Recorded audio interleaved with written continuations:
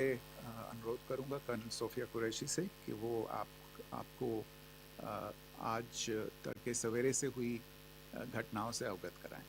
Colonel Qureshi. Thank you sir. नमस्कार। 8 से 9 मई 2025 की मध्य रात्रि को पाकिस्तानी सेना ने सैन्य बुनियादी ढांचे को निशाना बनाने के इरादे से पूरी पश्चिमी सेना पर भारतीय वायु क्षेत्र का कई बार उल्लंघन किया। यही नहीं बल्कि पाकिस्तानी सेना ने नियंत्रण रेखा पर भारी कैलिबर वाले हथियारों से गोलीबारी भी की। अंतर्राष्ट्रीय सीमा और नियंत्रण रेखा पर लेह से लेकर सर क्रीक तक 36 स्थानों पर 300 से 400 लगभग ड्रोनों का इस्तेमाल घुसपैठ का प्रयास करने के लिए किया गया। भारतीय सशस्त्र बलों ने काइनेटिक्स व नॉन काइनेटिक साधनों का उपयोग करके इनमें से कई ड्रोन्स को मार गिराया। इतने बड़े पैमाने पर हवाई घुसपैठों का संभावित उद्देश्य वायु रक्षा प्रणालियों का परीक्षण करना और खुफिया जानकारी इकट्ठा करना था। ड्रोन के मलबे की फोरेंसिक जांच की जा रही है। प्रारंभिक रिपोर्ट्स से पता चलता है कि वे तुर्की के असीस गार्ड सोंगर ड्रोन्स हैं। इसके उपरांत रात में पाकिस्तान के एक सशस्त्र यूएवी ने भटिंडा सैन्य स्टेशन को निशाना बनाने की कोशिश भी की, जिसे पकड़ा गया और उसे निष्क्रिय कर दिया गया।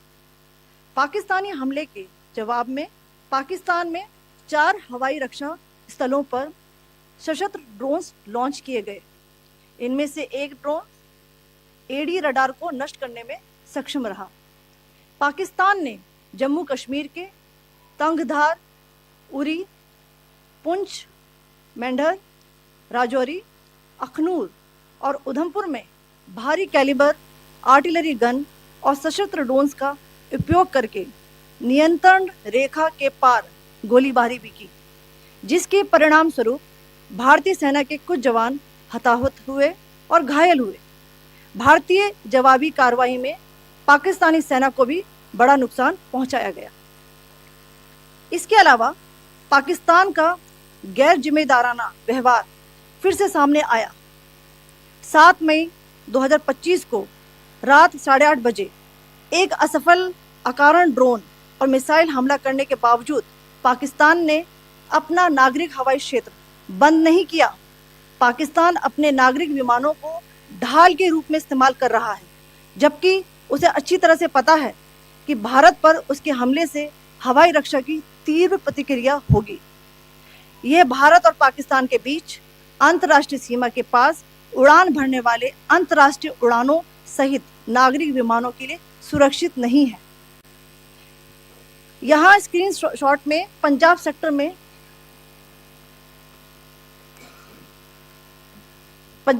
में हाई एयर डिफेंस अलर्ट स्थिति के दौरान एप्लीकेशन फ्लाइट रडार 24 का डेटा दिखाया गया है। जैसा कि आप देख रहे हैं यहाँ पर भारतीय पक्ष का हवाई क्षेत्र घोषित बंद के कारण नागरिक हवाई यातायात से पूरी तरह से रहित है। कराची और लाहौर के बीच के हवाई अड्डे मार्ग पर नागरिक एयरलाइंस उड़ान भर रही है। हाई अलर्ट किया गया है विमान फ्लाइनेस एविएशन का एयरबस 320, जैसा कि आप यहाँ देख रहे हैं, जो कि शाम को 5:50 बजे दमम से शुरू हुआ और रात को 9:10 बजे लाहौर में उतरा। ये सारा डिटेल्स आप यहाँ देख रहे हैं, ये डिटेल्स यहाँ लिखा हुआ है। Can you see this?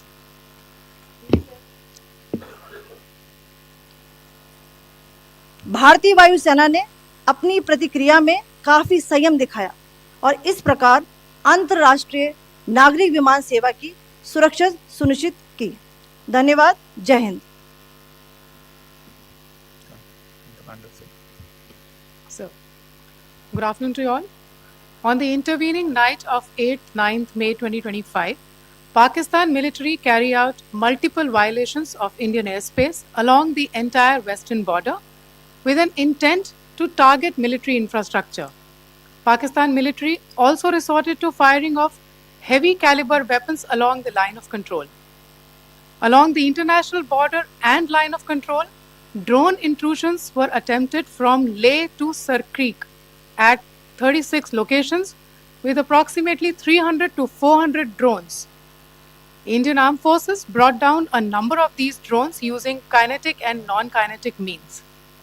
The possible purpose of these large-scale aerial intrusions were to test the AD systems and gather intelligence.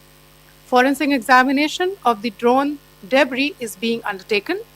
Preliminary reports suggest them to be of Aziz Guard Songa drone of Turkey. Later in the night, an armed UAV of Pakistan attempted to target Bhatinda military station, which was detected and neutralized. In response to the Pakistani attack, armed drones were launched at 4 air defense sites in Pakistan. One of the drones was able to destroy an AD radar. Pakistan also carried out artillery shelling across the line of control using heavy caliber artillery guns and armed drones at Tangdhar, Uri, Poonch, Mendhar, Rajouri, Akhnur and Udhampur in Jammu and Kashmir area, which resulted in some losses and injuries to Indian Army personnel. Pakistan Army also suffered major losses in Indian retaliatory fire. Additionally, Pakistan's irresponsible behavior again came to fore. Pakistan did not close its civil airspace despite it launching a failed unprovoked drone and missile attack on 7th May at 8:30 hours in the evening. Pakistan is using civil airliners as a shield, knowing fully well that its attack on India would elicit a swift air defense response. This is not safe for the unsuspecting civil airliners, including the international flights, which were flying near IB between India and Pakistan. The screenshot we just showed and we shall share with you, it shows the data of the application Flight Radar 24 during a high air defense alert situation in the Punjab sector. As you have seen, the airspace on the Indian side is absolutely devoid of civil air traffic due to our declared closure. However, there are civil airlines flying the air route between Karachi and Lahore. Amongst the other civil aircraft that you can see, we have highlighted an aircraft which is Airbus 320 of Flynas Aviation, which was originated from Dammam at 1750 hours and landed later at Lahore at 2110 hours in the night. Indian Air Force demonstrated considerable restraint in its response, thus ensuring safety of international civil carrier.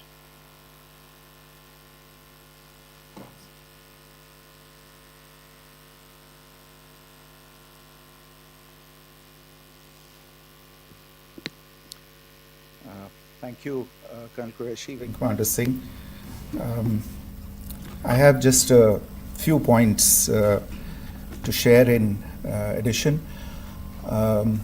कल रात की पाकिस्तानी सेना की कायरतापूर्ण गतिविधियों से आपको colonel Qureshi और विंग कमांडर सिंह ने पहले ही अवगत करा दिया गया है. These provocative and escalatory actions that were taken by Pakistan last night were targeted at Indian cities and civilian infrastructure, in addition to some military targets. The Indian Armed Forces responded proportionately, adequately and responsibly. ये जो हमले हुए कल रात को भारतीय सैन्य इकाइयों ने पर्याप्त रूप से और एक जिम्मेदाराना रुख अपनाते हुए इन हरकतों का उत्तर दिया. What I want to underline is that the official and blatantly farcical denial of these attacks that Pakistan carried out by the Pakistani state machinery is yet another example of their duplicity and the new depths that they are plumbing in their quest for disinformation. The other point in the same vein is Pakistani claims that they did not target or attack any religious places. You would recall that yesterday I shared with you an incident related to the attack on a Gurdwara in Poonch. Instead of owning up to these attacks. Pakistan made the preposterous and outrageous claim that it was the Indian Armed Forces and the Indian Air Force that was targeting cities like Amritsar and trying to put the blame on Pakistan.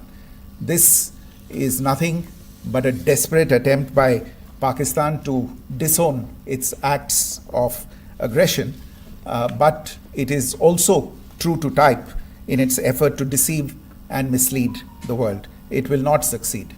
The Gurdwara in Punch in particular was attacked by Pakistan, and some local members of the Sikh community, including a Ragi of the Gurdwara, lost their lives in this incident, as I shared yesterday.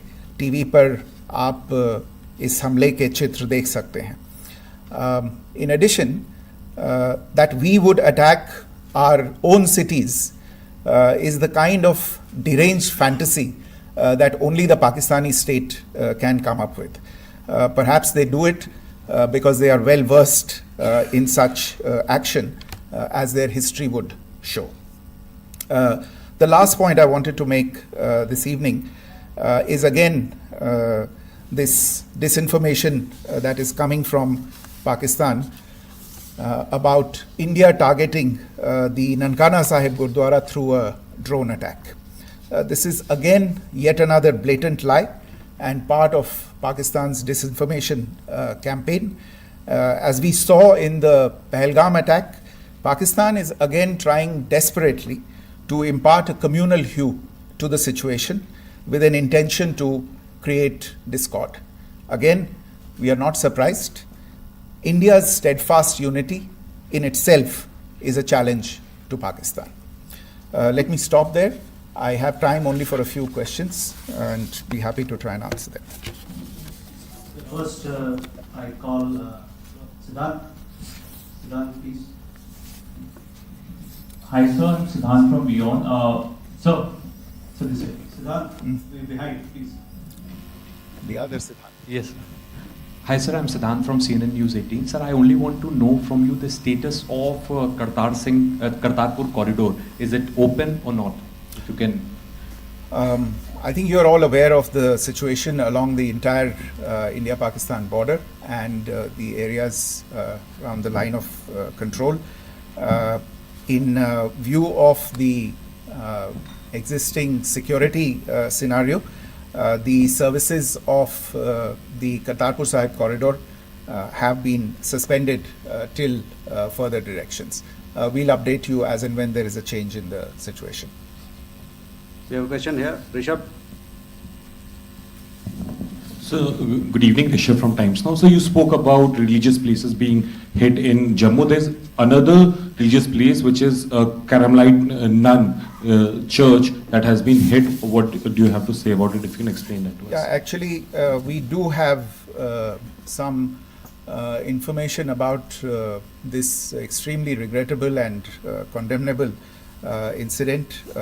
During heavy shelling across the line of control in the early morning of 7th May, a shell fired from Pakistan landed just behind the Christ School run by the Carmelites of Mary Immaculate congregation in Punch.